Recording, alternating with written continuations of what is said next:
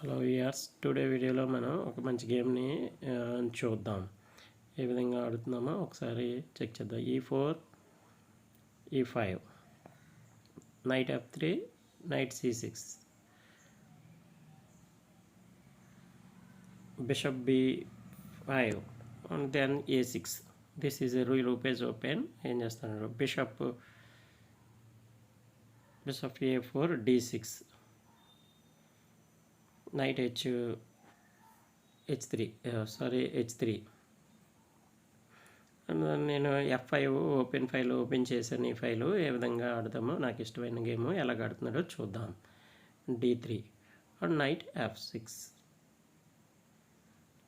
ఏం చేస్తాడు? క్యాప్చర్ చేస్తాడా? బిషప్ పిన్నింగ్ పెట్టారనమాట. బిషప్ G5 బిషప్ E7 నేను డిఫెండ్ చేశాను. Okay, bishop into knight capture, bishop into bishop capture.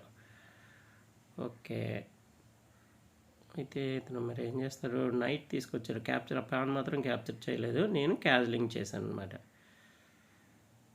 చూద్దాం, టిపికల్గానే జరుగుతుంది గేమ్. ఈక్వల్గానే ఉంది. Queen D2 F4. Queen allow చేయలేదు, నేను లోపలికి రానివ్వలేదు. అయితే నైట్ D5 వాడాడు బిషప్ని క్యాప్చర్ చేయడానిక అనుకొని నేను నైట్ ఇంటూ నైట్ చేద్దామని, నైట్ నా టెరిటరీలో ఉంచకూడదని నైట్ E7 తీసుకున్నాను నేను. Okay, bishop knight into knight bishop into knight capture.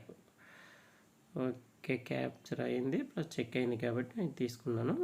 Long castling చేసాడు. Okay, then attacking. నేను ఈజీగా అటాక్ చేసుకునే అవకాశం నాకు వచ్చింది కాబట్టి హ్యాపీగా ఫీల్ అవుతున్నాను. నేను 70-30లోకి గేమ్ గెలిచే రేషియోలోకి వచ్చానని నా అభిప్రాయం. చూద్దాం. అతను కూడా ఓపెన్ చేశాడు. అయితే అటాకింగ్లో ముందు మనం ఉన్నాం కాబట్టి మనకు ప్లస్ ఉంటుందని నేను అనుకుంటున్నాను. బిషప్ రుక్ B8 ఓపెన్ చేయాలి. కింగ్ని ఓపెన్ చేసే ఉద్దేశంలో నేను ఉన్నాను అనమాట. ఒక రాంగ్ మూవ్, ఎందుకంటే పాన్ ఎక్స్ట్రా వస్తుంది. Knight into knight, then queen into knight, queen into pawn. Okay, sorry, నాకు ఈ ఫైల్ ఓపెన్ అయింది. క్వీన్ బ్యాక్ తీసుకొచ్చాను. రుక్ H2, రుక్ ఫైలు రుక్ వెనకాల రుక్ లైన్ చేయడానికి చూస్తున్నాడు అనమాట. నేను బిషప్ని క్లియర్ చేస్తున్నాను, అందుకని బిషప్ E6 ఆడాను అనమాట. Okay, bishop capture, bishop queen into capture చేశాను బిషప్ని. దెన్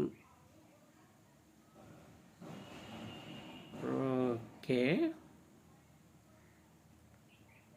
క్వీన్ ఈ పక్క నుంచి వచ్చే ప్రయత్నం చేస్తున్నారు. అయినా నేను ఆ పాన్ని ఇచ్చానమాట. ఎందుకని చెప్పగలరా ఫ్రెండ్స్? గెస్ చేయండి.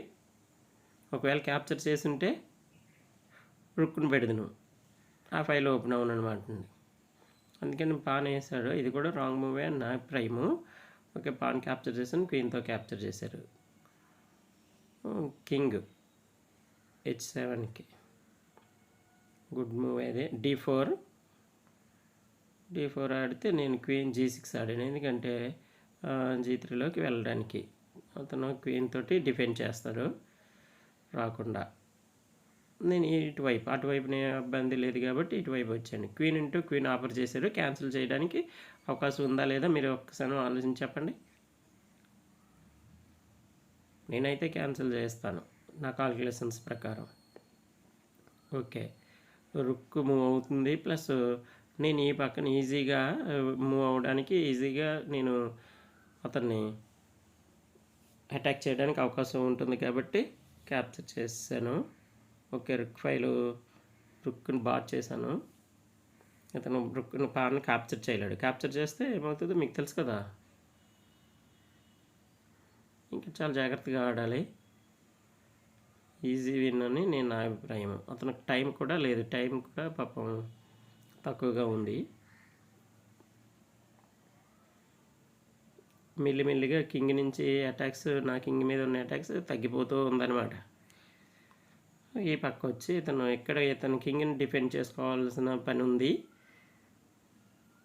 టైం కంట్రోల్ కూడా పాపం చాలా తక్కువగా ఉంది. అయినా ఇది ఈజీ విన్ కిందే నా అభిప్రాయము.